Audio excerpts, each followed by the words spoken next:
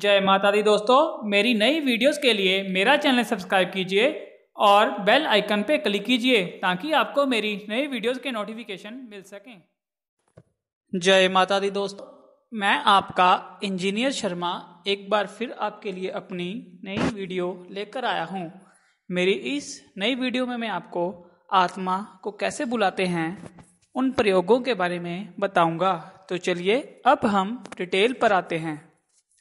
आत्मा आवाहन करना एक ऐसी पद्धति है जिसका उपयोग बहुआयामी है और यह भारत में सनातन काल से ही प्रचलित रहा है।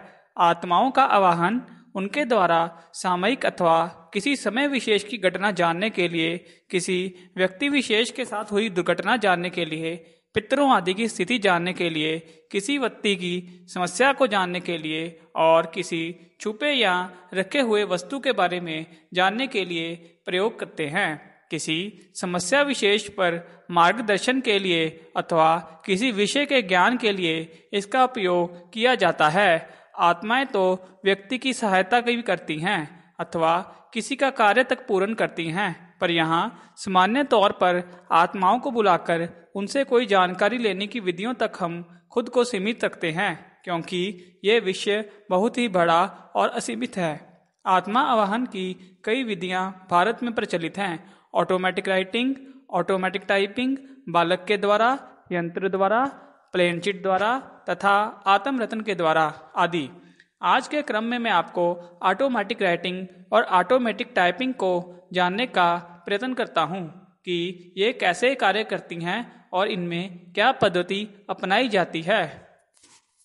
ऑटोमेटिक राइटिंग, इस विधि में साधक को एक माध्यम की आवश्यकता होती है जो सरल चित्त और निस्वार्थ मन का व्यक्ति हो, साथ ही बहुत मजबूत आत्म बल का और उग्र व्यक्ति बिल्कुल ना हो। अनुभवी साधक या व्यक्ति बिना माध्यम के भी यह प्रयोग स्वयं कर सकता है। इस प्रयोग को रात में किसी शांत कमरे में करना चाहिए। सर्वप्रथम कमरे में धूप या अगरबत्ती जलाकर कमरे के वातावरण को शुद्ध एवं पवित्र बना लें। तत्पश्चात माध्यम को पीले आसन पर बैठाकर चारों तरफ 4-5 व्यक्तियों को बिठा दें और माध्यम के हाथ में एक पेन दे दें तथा सामने एक कॉपी रख दें। अब सभी लोग हाथ जोड़कर किसी आत्मा का आवाहन करें या आवाहन मंत्र द्वारा उसका जाप करें तो आत्मा उस माध्यम के शरीर में प्रवेश कर जाती है तथा आपके द्वारा पूछे गए सवालों का जवाब कलम से कॉपी के पन्नों पर लिख कर देती है। इस माध्यम में आवाहन करने वाले मुख्य साधक को आत्मा नियंत्रण की संपूर्ण विधि आनी चाहिए और बुलाई जा रही आत्मा की पूरी समझ होनी चाहिए, क्योंकि कभी कभी आई हुई आत्मा माध्यम को अपना उपयुक्त समझती है और ना छोड़कर जाने का भी मन बना लेती है। कभी कभी ऐसा भी हो जाता है कि माध्यम आवेशित हो जाए और आत्मा को सहन न कर सके। कोई भी आत्मा जब किसी के भी शरीर में प्रवेश करती है तो उसके पहले से मौजूद आत्मा को दबा देती है, जिससे वह देख सुन तो सब पाता है पर कर कुछ नहीं पाता। शरीर पर नियंत्रण किसी और का हो जाता है। ऐसी स्थिति में साधक को आत्मा बुलाने के साथ ही उसे भेजने का तरीका भी आना चाहिए। माध्यम की प्रकृति और अन्य बुलाने वालों पर भी आत्मा के आने की संभावना निर्भर करती है। इस माध्यम में किसी भी आत्मा को बुलाया जा सकता है। आत्मा आकर्षण की शक्ति बुलाने वालों और साधक तथा आने वाली आत्मा की शक्ति अथवा उसकी मानसिक स्थिति पर भी निर्भर करती है। यदि वह ना आना चाहे तो बुलाना मुश्किल होता है। आने के बाद भी वह सभी प्रश्नों का उत्तर ही देगी अथवा सही उत्तर ही देगी, यह आवश्यक नहीं होता। उसकी सच्चाई अथवा दी गई जानकारी की मात्रा उसकी प्रकृति पर निर्भर करती है। ऑटोमेटिक टाइपिंग, यह भी ऑटोमेटिक राइटिंग की ही तरह प्रयोग में होता है। फर्क सिर्फ इतना है कि इस विधि में टाइपिंग की आवश्यकता पड़ती है।